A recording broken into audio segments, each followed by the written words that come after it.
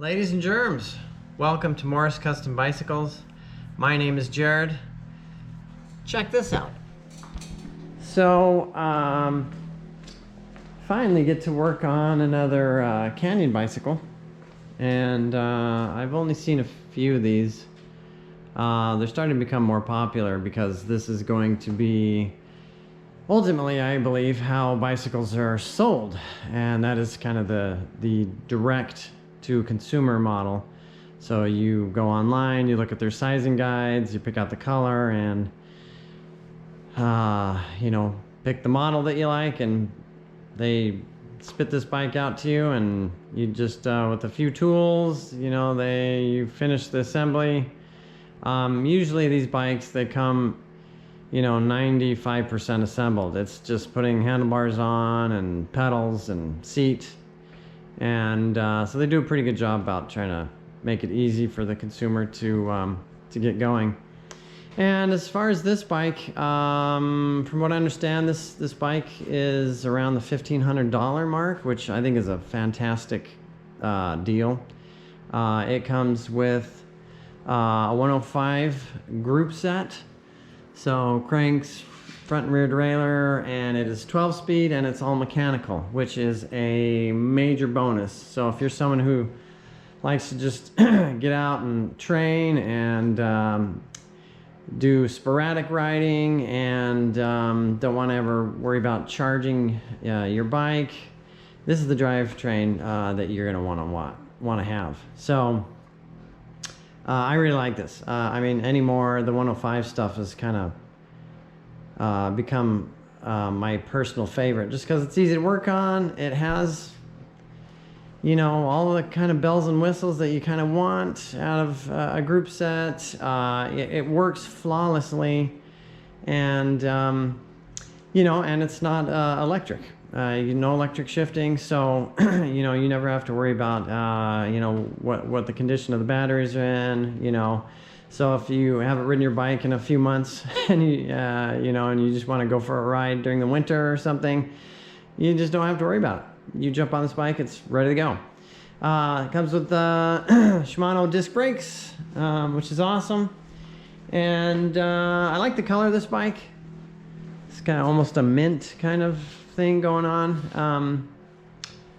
It's aluminum frame and carbon fork, which we'll talk about here in a minute. But I think this bike is around $1,500, somewhere around there.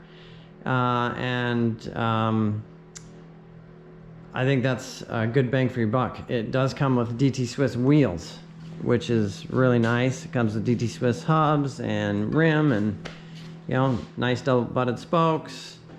And so, yeah, $1,500. I think this is a good deal. 105 mechanical, DT Swiss, disc brake, carbon fork. That's a hard deal to beat for brand new. So, obviously the bike industry right now is volatile, so who knows? Maybe I'll eat my words in a month or two. But for right now, I would say this is a good way to go. If you like Canyon and you like their bikes and you like how they feel and fit.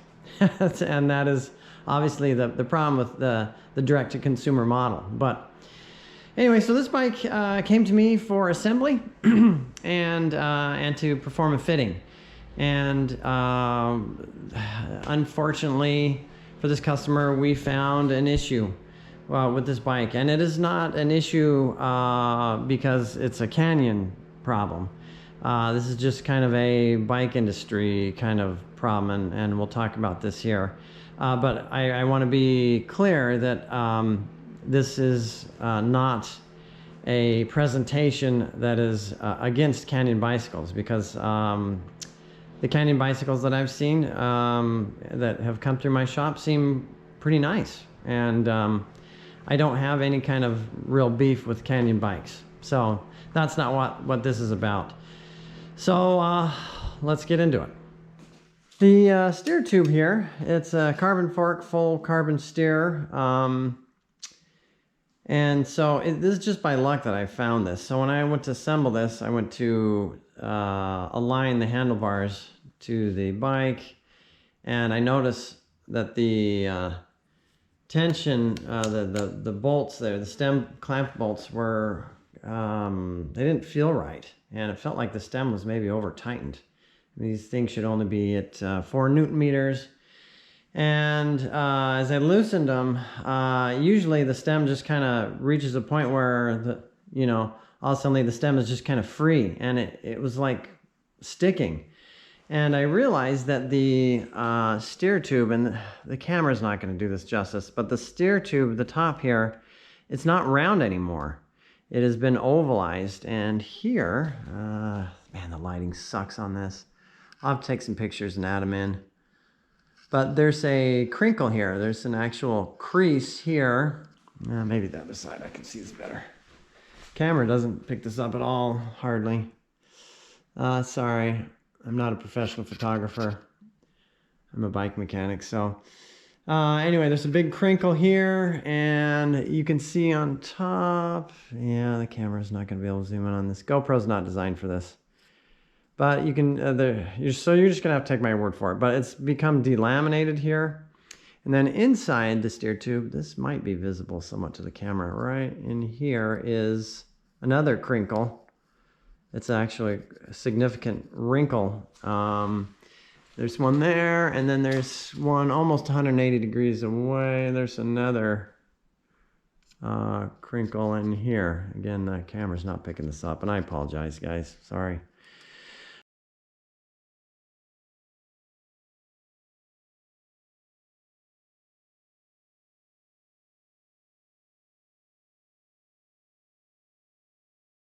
But anyway, so this steer tube has been crushed. And the reason it's been crushed, if you look at it, and if you look down inside, the plug is some 40 millimeters or so down inside the tube, past where the stem was. The stem was at the top. The stem sat up at the top, and then there are spacers below it, and the plug was down where the spacers were and not up to where the clamping force of the stem was. So what happened is whoever assembled this initially, they put the spacers down, put the plug down too deep into the steer tube, and then put the stem on, and then clamped the stem down. And now the stem, not having that plug to add structure to the steer tube, has allowed the steer tube to get crushed and is now ovalized, and we're in big trouble. And it's got these crinkles, delaminating, and so this is dangerous. And so it's lucky that I just caught it for the customer, and it's always a difficult conversation when you have to bring these types of things up to the customer and tell them bad news, to their brand new bike. I quickly was able to get in contact with Canon, and they, no problem, they sent me out a new fork. So, after I explained to them what went on here, they didn't have any concerns at all as far as questioning me on the condition of the fork or anything. They just sent me out a new one. And so I'm very happy that the company was so awesome to deal with as far as rectifying the issue here. So the job today is just to fix this bike, get the new fork in it so that the customer can come in for a fitting, and we'll get them all sorted out and back on the road. So should be a pretty straightforward process. I do have to disassemble obviously the brake line. We're gonna have to pull off and slip through the fork here, and we're gonna have to rebleed and do all that kind of stuff. But generally speaking, this should be pretty straightforward. One of my concerns that I have is getting the plug out, the tension plug here, because it's crinkled on the inside and the steer tube is now ovalized. That plug is trapped down there, so I'm gonna have a heck of a time trying to remove that, I think. So we'll see how this goes. All right, so here I'm trying to hopefully see, there you can see it.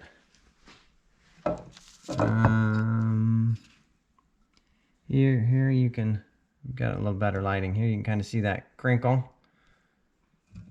And that's a gnarly one. It's basically just a big bite mark where the stem clamp. You can see it right here, going all the way. It stops right down here. Yeah, it's not good. And then there's two of them like that inside. So I was able to get the plug out, and here's my concern. This is the tension plug that was inside. And this tension plug is weak. This is, I don't know. I haven't seen a small one like this. It should be the same length as the stem clamp dimension here. So this, you can see this is actually kind of a problem. Gosh, I'm not sure what to say here, because I'm not trying to badmouth the company, but I have a feeling this may get, if this is something that Canyon regularly puts on their bikes, this is going to possibly get them in trouble here with their steer tubes, because this thing is just so tiny.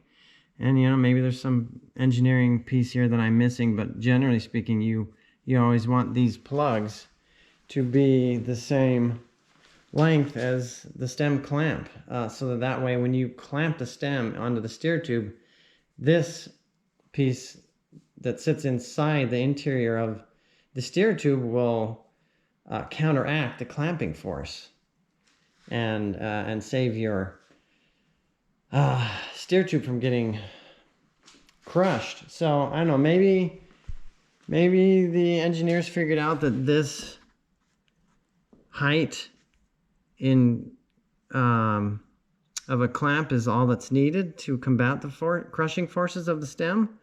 I don't know, maybe some engineers figured this out, but yikes. I mean, that is, what is this thing? It's like 13 and a half millimeters. And this thing is, you know, 33 millimeters. So, I mean, that's quite a difference there. So, yeah, I'm not sure what to think. And I'm not sure I want to use this in the customers. Man, I'm not sure I want to install this into the new fork. And the new fork that Canyon sent me doesn't have this piece. And that's why I went to the trouble of getting it out of the old fork. They didn't send a new plug. And I'm not sure I want to use this plug. You can see all the carbon paste they put on there, all this gritty carbon paste that they have on it, which is fine, but yeah, I'm just a little concerned with the how small this thing is. Huh. You know, I may just make another one. Dang it, I hate doing this kind of you know, because these are these situations where I'm, you know, these are these situations where I'm really, what? Okay, you want out again? Man, you guys. All right, go out, go have fun. Go pee on something, all right.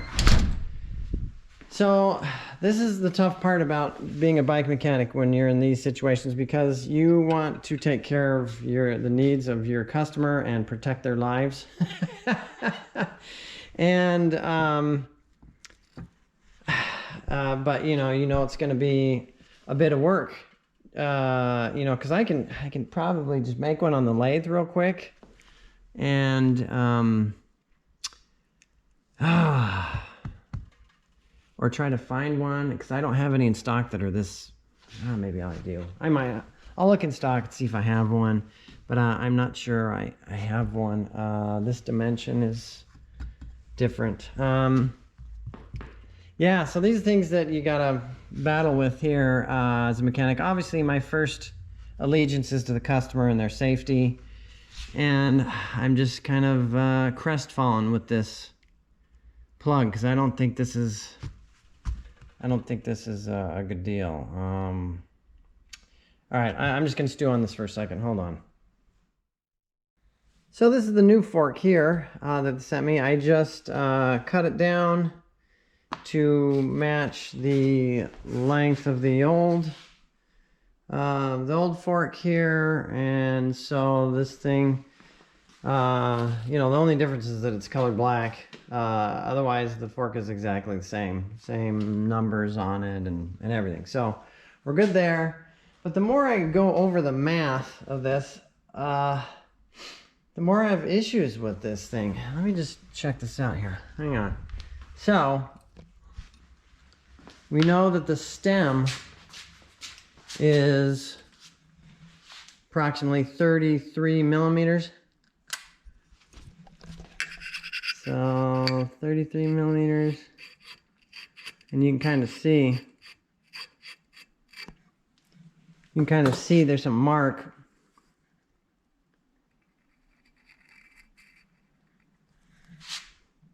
So I'm gonna just, okay. So I marked 33 millimeters. That's where the stem clamp is. Now we've already measured the 13 millimeter height of the tension plug, and then here is the top cap with the top cap tension bolt that runs through it, and the bolt has a spacer on it that is approximately 30, if you go all the way from the top cap, it's approximately 35 millimeters. So in essence, this spacer on this tension bolt would space the, this is going to the stem, 33. You can see with our mark here, man, that's a real problem. So all these Canyon bikes that have this tension plug with this spacer on it is actually, you're actually spacing, let me just make sure we got this right. We're actually spacing, oh man, oh man, this stresses me out. Because I, you know, so this plug, now that I got this screwed on, this plug is now being spaced almost past our mark where the stem clamps onto the steer tube. Am I doing the math right on this? Yeah. Why would they put this spacer in here to space the tension plug so far deep into the, into the fork? I kind of think this is going to cause Canyon some problems with their steer tubes. And I hate this kind of crap because, you know, I'm not, I don't have a YouTube channel, so I can call out other brands and, you know, compare which brand is crap and which is good, and that's not the purpose of this channel. And, you know, if I were to have a channel in which I would call out other bike companies on their bull crap, that would denote that I know more than they do. And that's not me. I don't know more than the engineers at Canyon, at least I hope not. And but I'm just trying to figure out why they would space that thing so deep into the steer tube. And it has me confused here. I guess I don't want to use the same system on the new fork. It's just way too far past. Plus this thing is so small. So, crap, I gotta think some more. Dang it. All right, folks, this is the next day, and I've had a chance to kind of sleep on this and just kind of consider what I want to do here. So, I'm not happy with the stock or supplied tension plug. I just don't like the fact that it is, you know, it's so narrow, and or it's not very tall, I guess. And this measures out to be around 13 millimeters, and I need something that's, you know, like closer to 40 millimeters. And so, you know, and maybe because this steer tube on this fork is oversized, it's 1 1/4 instead of 1 1/8. maybe the engineers have figured out that this size tension plug will work, and so based on the diameter change. But I'm no engineer, and I don't know what the math is on that, or what the reasoning there is. Every tension plug that I've dealt with carbon forks have always been the size of the stem, and so I could just use this, but I just can't do it. And so and I don't have any tension plugs this size, or the size that I want in 1.25" steer tube, so I'm just gonna have to make one. So I've already began the process of turning a new tension plug down in the lathe here, so hopefully I can make this within a reasonably quick amount of time, so that you know, I'm not really out on labor here too much. So anyway, so I'm just gonna fabricate one. That's just the only way I can think of doing this correctly, so that I can sleep at night. And so I think the interesting thing about this is that when I went to make this here, hang on. When I went to make this thing mikes out at 1 inch, 87 thou. This is this part here, which I cut off to size it to the frame. What I found on this one was that it measures 1 inch 67, 66, and this one's 1 inch 80, 83. So it's really interesting dealing with carbon, because the walls they're never, I've experienced this before, but the walls are never accurate or the same. This one actually slightly tapers, it looks like. And so when I'm making the tension plug, the old tension plug is, yeah, inch 60 thou, 61 thou, which is kind of where I'm gonna make my plug. But it's interesting, if this were metal, this would be very close. You'd get maybe 1 or 2 point difference. Carbon doesn't kind of follow that same rules. It's the wall thickness varies, and I guess that just is because it's how it's made. But anyway, so I'm just gonna, we're just gonna fabricate a tension plug for this, and then hopefully that'll solve our problem. Before you are the parts that I just got done making here. So this is going to be the new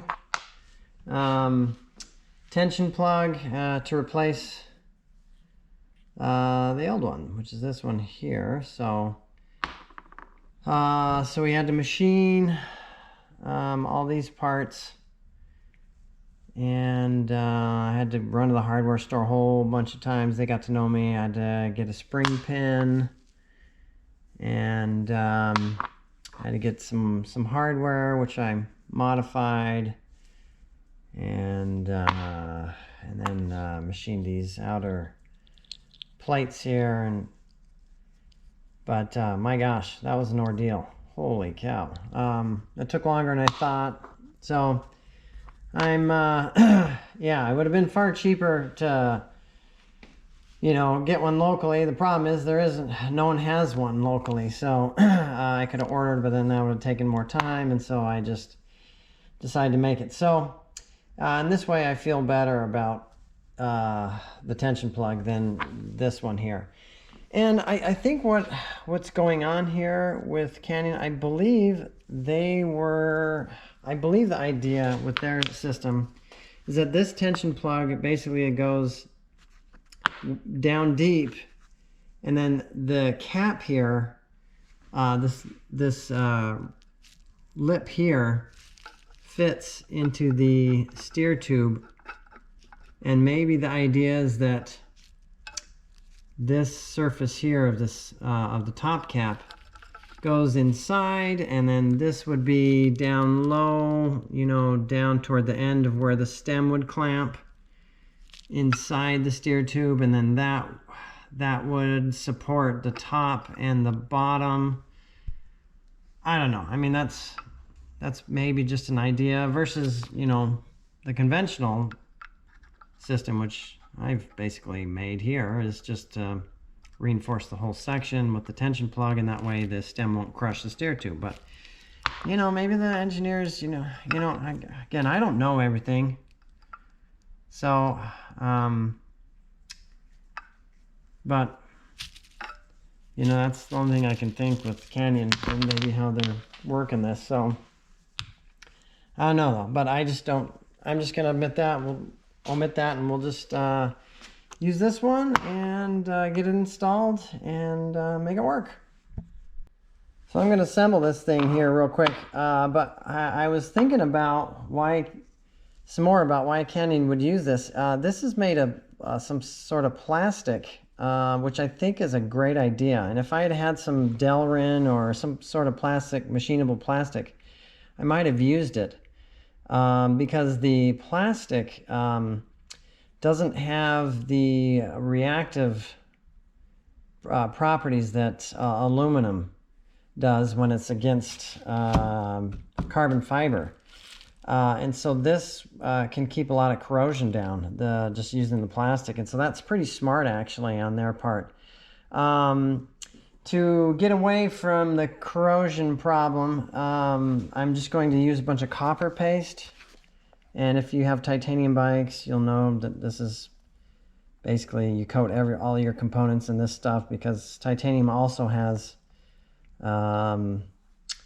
you know, properties in it that make things difficult with parts, that things cold weld, and, you know, you get these, you know, frozen parts, you know, headset cups and bottom brackets and seat posts get frozen in titanium frames pretty easily.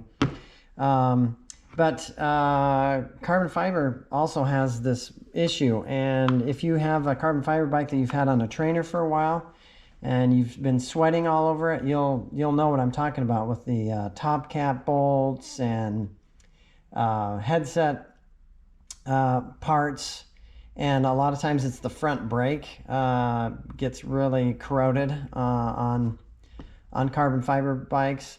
And it's just the reaction. It's cathode, anode, alkaline. You get these three kind of pieces or components, chemical components that cause all sorts of issues, and it's interesting to see how that manifests. And I've had bikes come in the shop where we've had to throw, you know, parts away because they're so corroded, especially if they're on a trainer. If you have a carbon fiber bike on a trainer, you need to wipe that thing down really well. So we're just going to coat copper on all our parts here today, because I don't want any of that reaction to happen. So put that on there.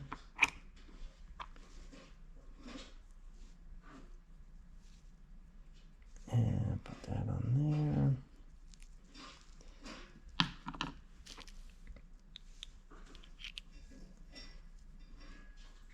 There we go. And we're gonna drilling the hole through this bolt ended up being kind of a task, but it worked out. Everything worked out all right.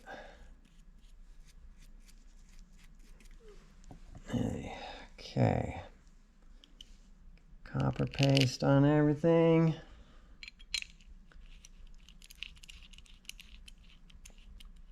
There we go.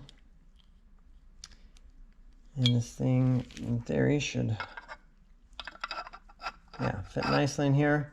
One thing that the manufacturer really wants to happen with this fork is they want carbon paste put on it, which I understand. I get it. The carbon paste is going to be nice because it'll help give give the tension plug traction. So we'll install that, and then the fork's back in the bike, and we're on our way. So I've got the plug in and then the new fork, And just gonna, hardly any tension, doesn't need very much, just enough to keep that on. And then I think the black will look good actually on this bike. It has black wheels and all the parts are black, so this should look pretty slick actually. So got to slide this back in, and then we will bleed the front brake and get that all installed and be ready for the customer.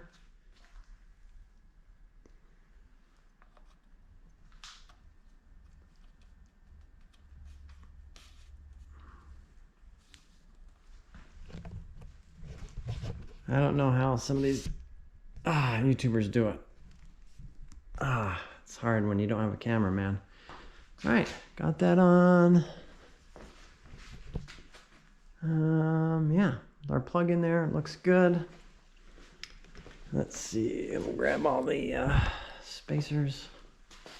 This customer is actually coming in for a fitting, so we will play around a bit with the fit.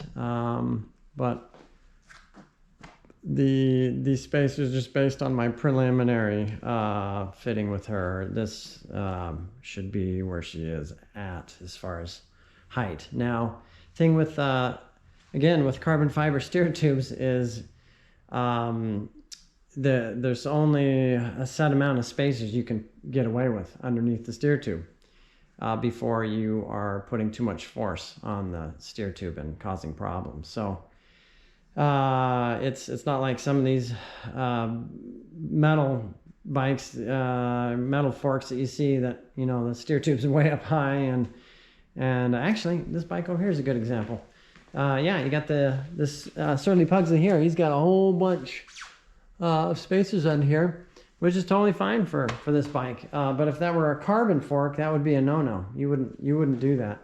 And I'm sure every fork manufacturer has a limit, but you know, it's usually it's around the 40 millimeter mark is kind of touted as the kind of industry best practice as far as how many spacers you're going to put under there. So and this obviously, this configuration is actually how Canyon set this bike up. So we're not doing anything crazy here. So I'm gonna put some carbon paste on this bad boy.